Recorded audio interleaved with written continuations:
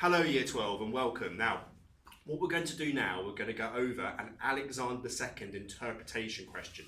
It's a 30-mark question on whether Alexander II's reforms were successful or unsuccessful. Now, a lot of this stuff we're going to go over in more depth when you're back in school. But briefly, I'm going to talk over it. So first of all, there's an argument that his reforms were successful.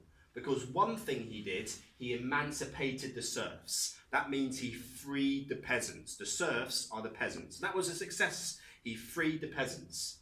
The second thing he did, he set up something called a Zemstva.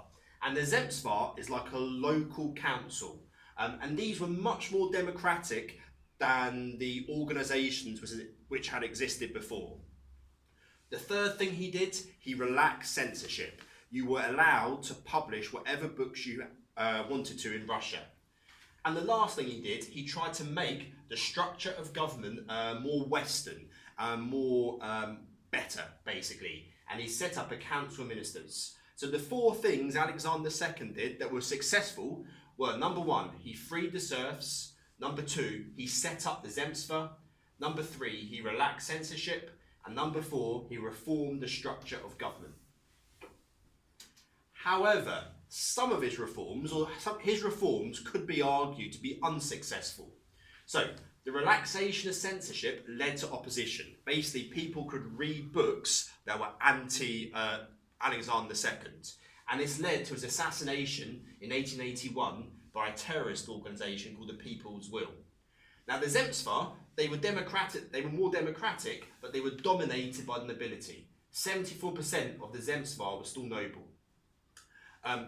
Dumas were like Zemstvas in towns, so Zemstvas were in the countryside, Dumas were Zemstvas in towns, and the proletariat, that's the working class, were banned from sitting on the Zuma.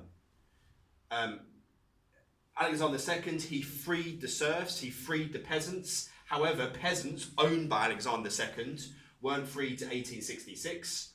Also, peasants had to pay for their own freedom. It wasn't free. They had to pay something called redemption payments, which lasted 49 years at 6% per year. They basically had to pay for their freedom.